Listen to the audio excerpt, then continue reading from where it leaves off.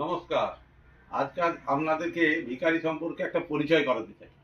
তো সমাজে দেখবেন আমি একটা গল্প প্রবাহ বলছি, তার দ্বারা আপনারাই নির্বাচন করবেন প্রকৃত বড় ভিখারি কি। তো একদিন এক জমিদার বাড়িতে এক জমিদার ছিলেন।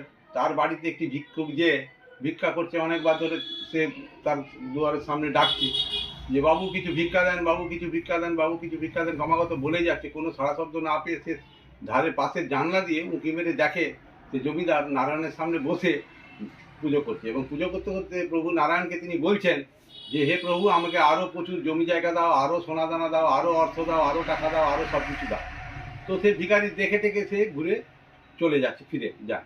এবং সেই জমিদার পুনরায় সেই জানালার পাশ থেকে আড়ি চোখে যখন দেখে সে ভিখারি চলে যাচ্ছে, সে তখন পূজা সম্পন্ন করে বেরিয়ে সে ভিক্ষুককে সে ডাকে, প্রবল করজোড়ে তাকে ডাকে, চলে এসো চলে এসো চলে এসো করে ডাকতে থাকে। ভিখারিটা তার কাছে আসে, এসে বলছে তুমি চলে যেও না, আমার সমাজের সংসারে অকল্যাণ হবে, আর তুমি কিছু ভিক্ষা নিয়ে যাও। তখন সে ভিখারি তাকে পুনরায় বলছে আমি তো বাবু পেটের জন্য দু পয়সা আপনার কাছে চাইতে এসেছিলাম ভিক্ষা, তো আমি যা দেখলাম আমার চেয়ে বড় ভিখারি আপনি।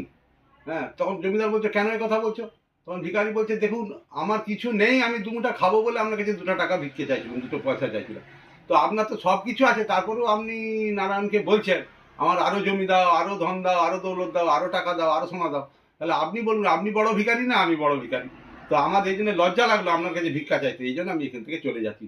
এবারে জনগণ আপনারাই বিচার করুন, ভিখারি কি সঠিক কথা বললো? বড় ভিখারি কি সত্যিই তারা যাদের সব কিছু থাকা সত্ত্বেও যারা মন্দিরে মন্দিরে ঘুরে বেড়ায় আরো কিছু চাওয়ার জন্য?